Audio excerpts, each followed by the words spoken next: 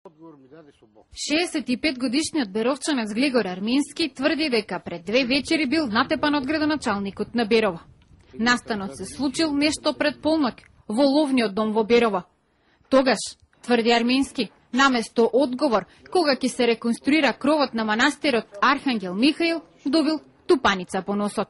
Паднал сам на земјата со од тие боксерски ударања и на земјата и после продолжува ударањето врз мен. Првиот нокаут на Фадинам и после он продолжува. Очевидците, иако се плашат да излезат пред камера, она што го видели и го кажали и на полицијата, градоначалникот го удрил Армински.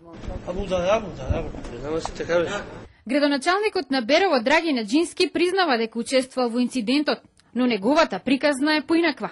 Господинот Армински постојано додеваше со прашања. Неколку пати се обидов да го отстранам од мојата маса, но тој беше упорен. Во еден момент станав и го поттурнав, а тој веројатно оти беше под дејство на алкохол или згавиот пот. Падна на подот, по што притрчаа луѓе и го кренаа, изјави градоначалникот Наџински во телефонска изјава за А1. Од СВР Штип засега само го потврдуваат случајот. Се уште работеле на утврдување на деталите. Армински најавува тужба за градоначалникот.